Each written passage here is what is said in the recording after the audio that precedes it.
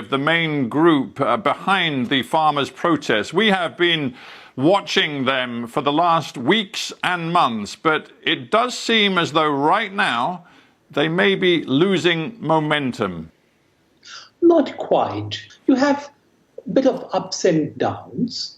The government has said that it's suspending the implementation of the 3 farm laws that you are so upset about, while a committee looks at the detail and perhaps considers adaptation and change. Why are you not prepared to give that committee a chance, tell all of the farmers to go home and defuse the tension? What is anti-farmer about the desire to make farming more prosperous? You know better than I that Prime Minister Modi back in 2016 promised to double farmers' incomes over the following 6 years. He says this reform is absolutely crucial to delivering on his promise to make farmers substantially better off.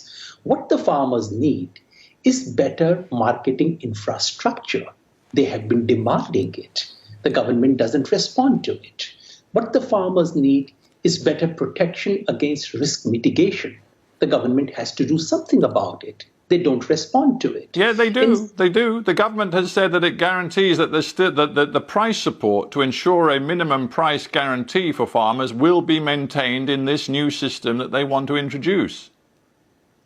That's one of the beautiful design lies the government peddles all the time.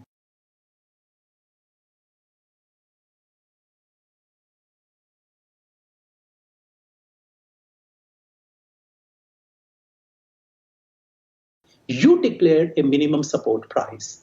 Just give it to us. That's all. But hang on, you seem to be in the bizarre position of protecting and defending the status quo. And the status quo for the last generation or so has been really bad for many, many farmers. And we know that not least because more than 10,000 a year commit suicide, living in absolute poverty and rural misery. Why are you intent on defending a system which clearly doesn't work? This is something which not a single farmer union ever asked for. But isn't this really about where India's going, about the very soul of India today? Because Narendra Modi's whole proposition is the country needs fundamental economic reform. And to quote the BJP General Secretary, whom we've had on this show, Ram Madhavi, said recently, fear of the market is inherent in the psyche of many societies that were exposed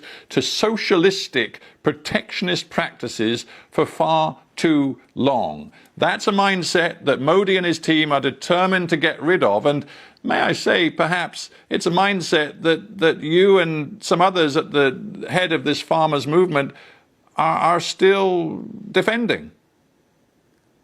That could be an impression from outside, and it would be a pity if the soul of India were to be reduced to markets. I really thought the ruling party, Mr. Ram Madhav and others, would find something better to anchor the soul of India. As for the socialist... Well, to be fair, that was my interpretation of how deep this argument is. He didn't use that phrase, but it does seem to me that, as I said at the very beginning, Modi versus the farmers is an existentially important moment for India. And I'm just trying to get a sense of the vision you have for the India that you're currently fighting for. We have been saying quite clearly that we want minimum state support.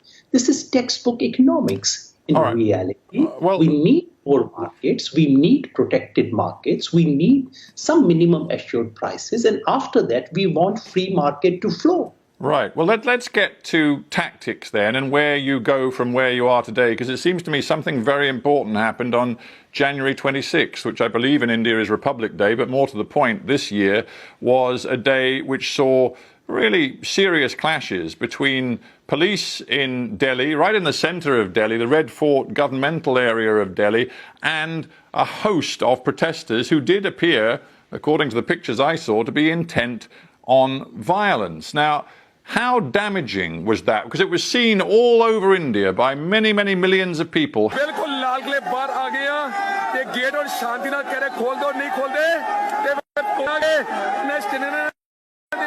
अपने डंडे तैयार रख लो, डंडे तैयार रख लो, प्यारे फिर हथियारे प्यार नाल नहीं खुलणगे, हथियार नाल खुलणगे, डंडे मारने सिर च स्टेनिंग नाल ठोके नाल ही मारांगे जे नहीं मनणगे तां। How is it that in the presence of police, and you can see them sitting on the chairs, there's a long BBC footage of about an hour or so, but police sitting, watching,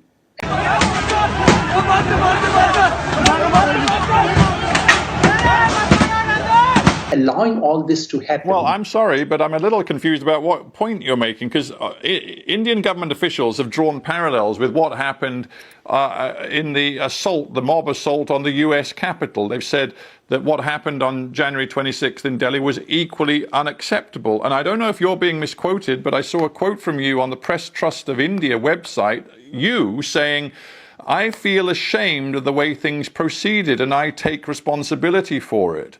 So was that a misquote, or do you feel a sense of shame? This is completely unacceptable for this to happen on the Red Fort. So you do feel a sense of shame? I'm sorry, I just want to get very clear here, because, again, Indians across the country are going to be listening to your words.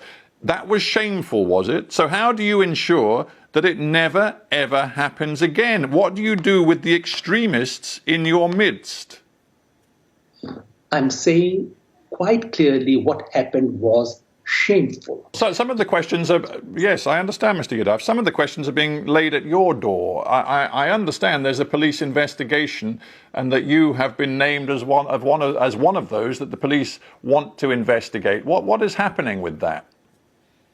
Well, the police has come up with a very general charge sheet saying all the leaders need to be investigated. That the farmers' movement has been taken over by those seeking to achieve their objective of a Khalistan, that is a Sikh separatist movement, and also those who from outside the country are seeking to pursue an Islamist agenda.